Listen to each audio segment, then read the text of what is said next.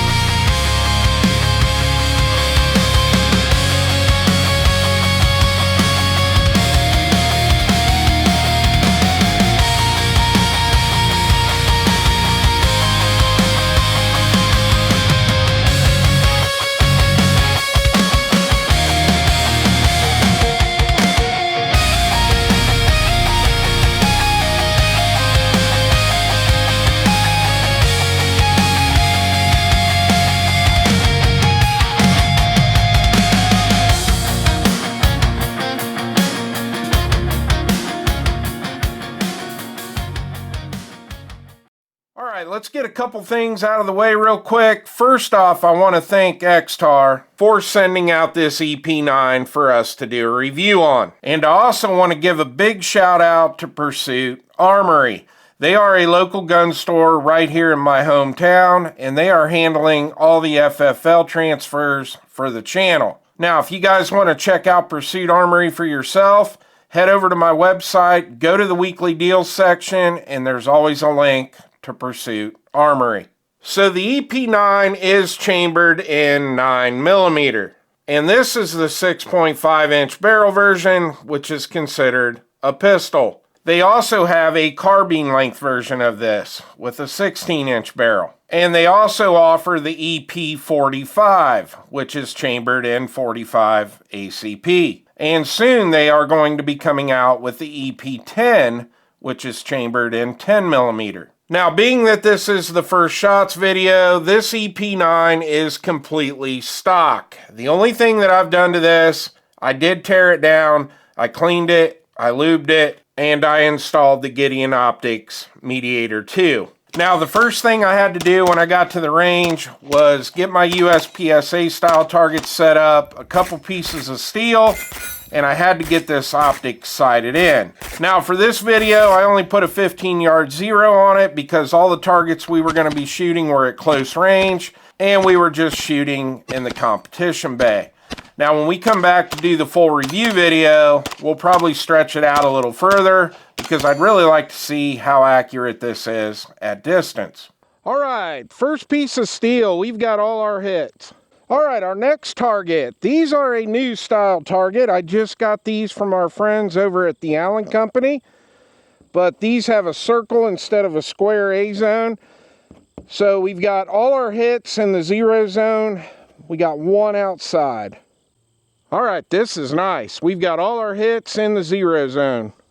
And we've got all our hits on steel.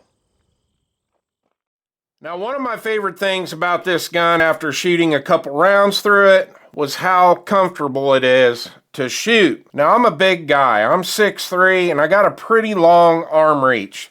But when I've got this SBA3 brace fully extended, this thing is just super comfortable to shoot. I don't feel all crammed up with this like I do with some other pistols with a brace on it. And this EP9 only weighs 4 pounds, so it's super lightweight, super maneuverable, and with the brace all the way forward, it is super compact.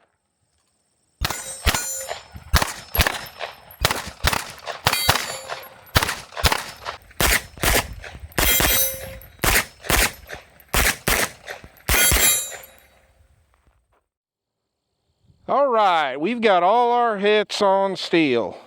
All right, I'm just going to call that center part of the target the A zone, and we've got all our hits in the A zone. All right, our next target, we got all our hits in the A zone and one just a little bit outside. And we did have a miss on our last piece of steel. Now let's talk about what makes Extar so unique as a company. If you want to pick up one of these EP9s or any other variation they have, you just go to their website, you pick out what you want, you order it, and you have it shipped to your FFL, and you go pick it up. So what this does is it eliminates the middleman, and that's how Extar keeps their prices as low as they are. Now, I don't want to deep dive into all the different packages they have because we did all that in the unboxing video. But when you go to their website, you'll have the option to pick a couple different braces, different barrel lengths, different calibers. They also have bundle packages that come with more mags, a case, a sling. There's a lot of options when you head over to their website. Now, when I got my EP9 out of the box, it did come with one 18-round Extar branded Glock style magazine. And I used this mag a couple times in the video, and I had zero issues with it. But the magazines I was using throughout this video were the X-Tech 20-round Glock 19 extended mags. And I will have a full review coming out on those pretty soon. Now, when we do the full review on this EP9, we will run a bunch of different Glock magazines just to make sure everything feeds reliably. So let's deep dive into all the features on this EP9. Now, I told you earlier that this gun only weighs in at about 4 pounds. And one of the biggest reasons for the lightweight is the fact that this gun is completely constructed out of polymer. The upper on this is polymer, the lower is polymer. Now, obviously, the barrel, the bolt, all of that is made out of metal. But keep in mind that the majority of this gun is polymer, including the rail. Now, like I said, I shot 300 rounds through this in this video, and I never lost zero with the Mediator 2. So even though this rail is made out of polymer, I don't think it's going to be an issue. Now, the EP9 does have a side charging handle on it, and it is not reversible. And we'll talk about that towards the end of the video when we get into the pros and cons of this gun. Now, while we're talking about the side charger, I'm going to show you that this mag is empty. We're going to insert the mag. And this does have last round bolt hold open, which is super cool because some PCCs don't have that. And you do have a bolt release on this side. Now, the bolt release is an AR style bolt release, so let's talk about some of the other AR style controls on this.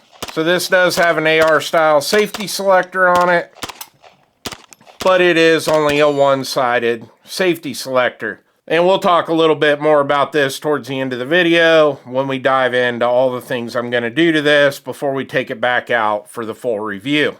Now, the trigger on this is a mil-spec style AR trigger. Now, the trigger on this is not a bad trigger, but it's not a great trigger. Now, there is no take-up. It just breaks. And it's got a very short reset. And then the break. So I've got our trigger pull scale here. Let's just see what this trigger is breaking at. Right at 5.5 pounds.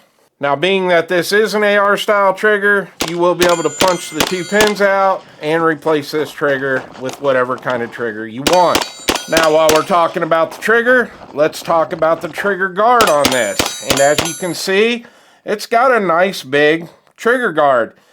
It opens up nice and wide right down through here. So using this in the wintertime with gloves on, not going to be an issue. And now let's talk about the grip. So this uses an AR-15 style grip. And you can replace this grip and use any AR-15 grip that you want. Now, I personally like the grip on this. It's got some really nice texture here on the side, which is on both sides.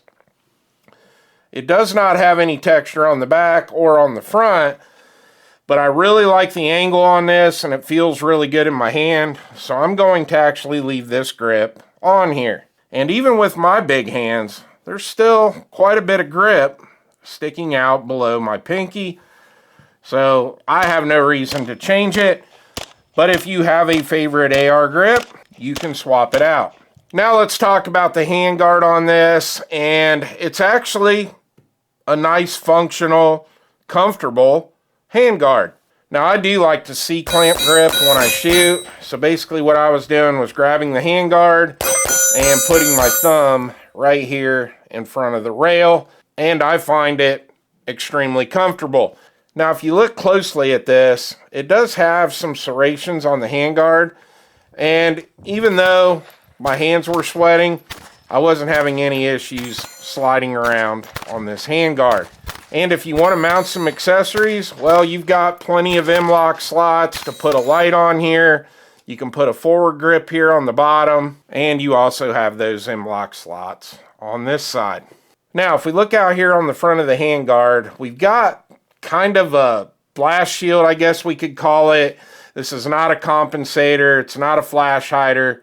And if you look closely, this actually goes back inside the handguard because your barrel ends about right here. Now, what's really cool about this, and I'm going to refer you over to Matt's video from the RTT Guns and Gear channel. He also did a review recently on this EP9, and he pretty much ran this gun suppressed throughout that video. And this blast shield, or whatever we want to call it, it just unthreads, and you can direct thread a suppressor right onto this, and the suppressor will actually fit back inside the handguard. Now in Matt's video, he was running the Ramblin' Man can, which is a 46 caliber suppressor, and even though it is a bigger suppressor, it fit right inside this handguard. And if you go watch Matt's video, this gun runs phenomenal with a suppressor on it. And I will link that video in the description below. Alright, so let's start talking about the shooting experience with this EP9. We've already talked about the trigger, and the trigger in this, like I said, it's not bad. It's a fairly decent trigger. I'm definitely going to change it. We'll talk about that at the end of the video. But for what this gun costs, I'm not complaining about the trigger at all. And that's going to lead into something that a lot of people talk about when it comes to the EP9, is how flat it shoots. And it does shoot pretty flat, but it does have a weird recoil impulse. And it's not a bad thing, it's just really hard to explain. It's kind of sluggish. So I separated the lower from the upper, and I wanted to show you the bolt inside the EP9. And if you look at the lower, this does have a buffer and a spring inside the buffer tube. And that buffer and spring really helps cut down on the recoil. But like I said, it has a weird recoil impulse that is really hard to explain. It's almost like you're feeling two different things going on at once. You can feel the bolt going back and forth in the upper, and you can also feel that buffer and spring going back and forth. And it's not a bad thing, like I said, but I've shot a lot of PCCs, and this just has its own feel to it. But once you get a few mags through it, you really get used to it, and I just love how this gun shoots. You get very little muzzle rise, and it's just easy to stay on target. Alright, I think it's time we dive into the pros and cons of the EP9. Let's start with the cons first, because honestly, I really don't have that many cons with this. And most of you that watch my channel all the time, you already know where I'm going with this. I'm going to start complaining that this gun is not wrong hand friendly. Being a lefty, I go through this a lot with a lot of guns. And the EP9 is definitely not a great gun for a left-handed shooter. But one of these things is a real easy fix for me. And when we come back to do the full review, I will be putting an ambi safety selector on this. So that's going to eliminate one issue I have with this. Now the next issue I have with this is that the charging handle is not reversible on it. But it really didn't bother me that much. I was basically just turning the gun to its side and charging it with my right hand and going back to shooting. So The charging handle is really not that big a deal for me. Now, my biggest problem with this gun, and it's not just this EP9, it's pretty much any PCC, and that is going to be the magazine release on this. Obviously, this doesn't have an ambi mag release, and there is no way to install an aftermarket ambi mag release on this like I do with all my AR-15s. So if you are a left-handed shooter, keep that in mind. So, what do? If you're a lefty, just do what I was doing. I just come up, grab the mag, push the mag release with my thumb, and strip the mag out. Or, if you just want to come up and hit the button, the mags do drop freely out of the EP9. Now, if you're a right-handed shooter, you are going to love the mag release because it extends all the way back to here, and you can just use your trigger finger to push the mag release and drop your mags. So the magazine release on this is really nice if you're a right-handed shooter. And really, that's all the cons that I have with this gun. Now let's talk about the pros because, well, there's a lot of pros with the EP9. First is going to be the price. If you choose to go with this configuration that I have, where you just get the EP9 and one magazine, this is coming in at right around 450 beans. Pretty hard to beat for a very reliable PCC or PDW, whatever you want to call it. And even if you decide to go with the bundle deal that they have on this, which is going to come with, I believe, 4 or 5 magazines, you also get a case, you get a sling. That is still coming in at under 600 beans. So you're definitely getting a lot of value with the EP9. The brace on this, I absolutely love this adjustable brace. It's very comfortable. Like I said, even with me being 6'3" and having really long arms, this thing is just super comfortable to shoot. And that leads into my next pro. When you've got the brace all the way forward, it's very compact. It's going to fit in a backpack. It's going to make a good truck gun. It's going to make an amazing home defense gun. There's just a lot of uses for this EP9. The next pro with this gun is reliability. And like I said earlier, out of the 300 rounds I shot through it, we had 0 malfunctions. Now, we haven't really talked about the ammo I used in this video. Obviously, in the intro, you saw that I was running some 124 grain Igman. And I really want to thank Global Ordnance for sending that out to the channel for us to use in this review. I also used 115 grain CCI Blazer, 124 grain CCI Blazer, 115 grain MagTech, and I also used my reloads, which are a 125 grain Steel Valley Casting reload. And out of all that ammo, it all ran 100% reliably. And I think one of the really great pros with this gun is the fact that it's so lightweight, has very little recoil. This is going to be a great gun for maybe your kids to learn to shoot, first-time shooters. This is just a really fun and comfortable gun to shoot. And being that this is chambered in 9mm, it's going to be a little more affordable, especially if you want to take the family to the range for the day and shoot a bunch of rounds through this. So at the end of the day, I highly recommend this EP9. And if you're looking to get into the PCC game and not break the bank, I don't really think there's a better option out there for you. And I really want to thank Extar for sending this out to the channel because I had an absolute blast making this video. So if you're not subscribed to the channel, make sure you hit that sub button. We'll have a full review coming on this very soon. And with that, I'm out of here.